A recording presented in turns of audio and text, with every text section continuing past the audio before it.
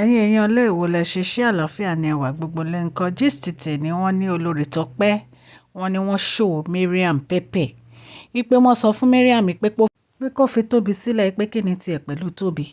wípé kí ni tiẹ̀ pẹ̀lú pé Tóbi lóyún Tóbi ò lóyún Tóbi lóyún Tóbi ò lóyún ó ní tí Tóbi ò bá lóyún ó ní wàhálà àti Tóbi nìyẹn ó ní tí Tóbi bá lóyún ó ní wàhálà àti Tóbi nìyẹn ó ní kó fi Tóbi sílẹ̀ kó jẹ́ kó máa ṣe live ẹ̀ ní palace kó má frustrate live ọmọ yẹn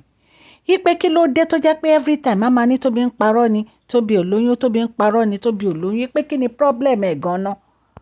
ṣe rántí gist yẹn tá a ṣe fún yín tí wọ́n ní pé Mariam pé ó ń sọ pé Tóbi ò lóyún ó blow inú ẹ̀ ni wọ́n ní Tèmítọ́pẹ́ ní òun ò ní lajú òun sílẹ̀ kan frustrate live Tóbi ipe kan fi Tóbi sílẹ̀ ipe kábíyèsí ló yẹ kó wà worried bóyá Tóbi lóyún àbí kò lóyún ó ní kí ni ti Mariam ó ní kí ni ti Mariam tó jẹ́ pé every time ló máa attack Tóbi ó blow inú ẹ̀ ní o ó blow inú ẹ̀ ní o kò lóyún o ó ní kó face problem tiẹ̀ ó ló ti cause a lot of problem no palace yẹn enough ó ní enough is enough kó face problem tiẹ̀ kó fi Tóbi sílẹ̀ kó jẹ́ kí Tóbi ráyè ṣe live ẹ̀ wọ́n ní bí Mariam ṣe ń ran iṣan mọ́ oyún Tóbi níwájú kábíyèsí ni kó fi Tóbi sílẹ̀ kó jẹ́ kí Tóbi ṣe nǹkan tó bá fẹ́ ṣe ẹ rè pé ọ̀dẹ̀ ni kábíyèsí ni ṣé ẹ rè pé kábíyèsí ò mọ nǹkan tó ń ṣẹlẹ̀ ní ẹ̀yin èèyàn lé ẹ jẹ́ kí n kọ́kọ́ kí ẹ̀yin olólùfẹ́ mi náà tó bá jẹ́ ìgbà àkọ́kọ́ ní tẹ́ ń darapọ̀ mọ́ channel mi mo dúpẹ́ lọ́wọ́ yín ò gbogbo ẹ̀yin tó ń gbọ́ mi orí Mashola Gist TV la wà o a tún mú ètò yìí wá o and ètò tá a mú wá lẹ́ni lórí ọ̀rọ̀ pálàsì bàbá wa ni kábíyèsí wa Ọ̀rìnìṣà Adéyẹyè mo wólẹ̀ forí adé o ẹ̀yin èèyàn lé orúkọ mi ni Mashola Yorùbá ni mo máa ń sọ lórí channel mo máa ń sọ̀rọ̀ nípa celebrity gist royal gist politics àti gbogbo nǹkan tó ń ṣẹlẹ̀ ní agbègbè orílẹ̀-èdè bàbá wa ní ilẹ̀ Nàìjíríà ẹ̀yin èèyàn lé tẹ́ bá ti subscribe ẹ lọ subscribe o tẹ́ bá ti subscribe báyìí ẹ kàn máa rí gist wa níbọ̀ ẹ má gbàgbé ó wà important ẹ tẹ notification bell yín ẹ̀yin èèyàn lé ọ̀rọ̀ Mariam yìí ó lágbára lórí ọ̀rọ̀ Tóbi o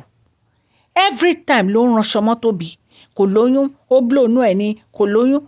àwa yìí gan àti gbà ká mú pé tó bá lóyún a máa rí tó bá yá kí ni tiẹ̀ ṣẹ̀wọ̀ ló bí Tóbi ní Mariam wọ́n ní olórí Tèmítọ́pẹ́ ni pé kó dákẹ́ ipe enough is enough ipe kó fi ọmọ ọlọ́mọ sílẹ̀ kó má frustrate life Tóbi ẹ mọ̀ pé téèyàn bá wà nínú oyún lóòótọ́ kò yẹ kó máa go through stress wọ́n ní stress tí Mariam fún Tóbi nínú palace yẹn wọ́n ní ó ti pọ̀ jù nǹkan tó fi lè mú olórí Tèmítọ́pẹ́ sọ̀rọ̀ definitely ẹ mọ̀ pé nǹkan kan ṣẹlẹ̀ gangan ni wọ́n ló ń stress Tóbi ni wọ́n ní Mariam ń stress Tóbi ni olórí Tèmítọ́pẹ́ ní ṣé Mariam ló fẹ́ Tóbi ni ipe kí ni wàhálà Mariam pẹ̀lú Tóbi kí ni Mariam gan ń wá pẹ̀lú Tóbi lórí ọ̀rọ̀ oyún ipe kí ni Mariam ń wá pẹ̀lú Tóbi lórí ọ̀rọ̀ oyún kó fi Tóbi sílẹ̀ kó jẹ́ kí Tóbi gbádùn ayé ẹ̀ ipe wàhálà Mariam ti pọ̀ jù ipe every time ó ń fake oyún ni ó ń fake oyún ni ó ń blow oyún ni ipe kí ni tiẹ̀ kó fi ọmọ ọlọ́mọ sílẹ̀ kó jẹ́ kó enjoy ara ẹ̀ no palace ipe nǹkan tó ń ṣe pé ó ti jealous jù ipe owú ló máa pa Mariam pé gbogbo ara Mariam owú ni bí kábíyèsí bá ń báyàn kan sọ̀rọ̀ wàá lejú kábíyèsí ò gbọ́dọ̀ mí kábíyèsí ò gbọ́dọ̀ sùn kábíyèsí ò gbọ́dọ̀ jẹun kábíyèsí ó lè Mariam lè jowú kú ó ní kó fi ọmọ ọlọ́mọ sílẹ̀ kó jẹ́ kí ọmọ ọlọ́mọ enjoy ara ẹ̀ kó enjoy nítorí kò mọ anything pa oyún Tóbi olófin ka lára báyìí ipe tí Tóbi ò bá lóyún and so what pé kó fi Tóbi sílẹ̀ ṣe bóun àtọkọ ẹ̀ àjọ máa ràn ọlọ́pọlọ pípé ni olórí Tèmítọ́pẹ́ honestly ẹ wo ẹ̀yin èèyàn lé alẹ́ ìjì ní o gbogbo nǹkan tá a gbọ́ la ní ká wá sọ fún yín o olórí Tèmítọ́pẹ́ ní ọ̀rọ̀ wọn ti sùn especially Rónkẹ́ àti Mariam no palace yẹn ipe ìjà báyìí bí ìgbà tó ń jẹun ìjà tó ń bomi ìjà ni ó ní ìjà ó ti pọ̀ jù nínú ayé wọn ó ní tán bá ti rí ìjà báyìí inú wọn máa ń dùn ni ipe wọn máa ń put èèyàn down ipe wọn máa ń put èèyàn down ipe tí wọn ò jùjà lọ lọ́jọ́ ayé wọn ẹ̀yin èèyàn lé kì í ṣe nǹkan kékeré o kì ó ṣe nǹkan kékeré rárá tí ẹ fi ọkọ̀ kábíyèsí ìbalẹ̀ èyí tí ẹ fi ọkọ̀ kábíyèsí ìbalẹ̀ kábíyèsí máa ti mọ̀ wáyìn tó ti rí olólùfẹ́ wọn ibẹ̀ wọ́n ti lọ ń gba joy àti happiness wọ́n ti mọ̀ pé wàhálà lẹ kó dání ìwọ Mariam àti Ashley àti olórí Rónkẹ́ ẹ̀yin mẹ́tẹ̀ẹ̀ta wàhálà lẹ kó dání kí ló dé ná kí ló dé ṣán fi ṣe yín ni tí ẹ bá bá Temitope jà ẹ máa bá Elizabeth jà bẹ́ẹ̀ bá Elizabeth jà ẹ máa bá Tobi jà ẹ mọ jújà lọ ni abómi ìjàlẹ̀ ń mu nínú palace ni because I just don't understand nǹkan tẹ̀ ń jà fún everyday ẹ̀yin èèyàn lé kì í ṣe nǹkan kékeré o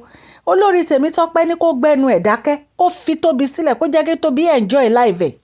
kó má rojọ́ oyún mọ́ tí Tobi ò bá lóyún kò lóyún náà nìyẹn kó jẹ́ kọ́kọ́ ẹ̀ handle ẹ̀ kó jẹ́ kọ́kọ́ ẹ̀ deal pẹ̀lú ẹ̀ ó ní pé a fẹ́ máa wádìí èèyàn títí kí ló ń wádìí ọmọlọ́mọ fún fi ọmọlọ́mọ sílẹ̀ kí ló ń wádìí Tobi kiri fún fi sílẹ̀ tí ò bá lóyún kò lóyún ni pé kí ni problem ẹ̀ ẹ̀yin èèyàn lé kí ni Mariam gan ń wádìí kókó fún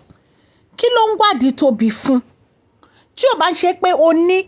motive nínú ọkàn ẹ kí ló ń wádìí ọmọlọ́mọ fún fi sílẹ̀ náà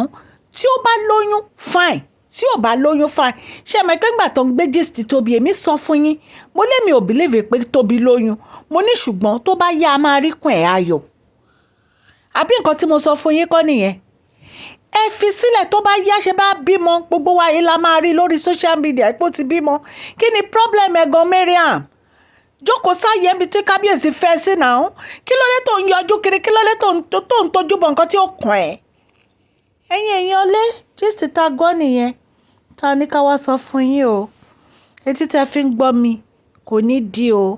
ọwọ́ tẹ fi ń tẹ subscribe láì kò ní kan ìsàlẹ̀ àpò ókè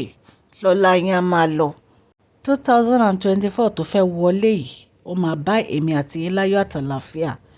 wọn ní fi ẹnì kọ́kọ́ ṣàwárí nínú wa o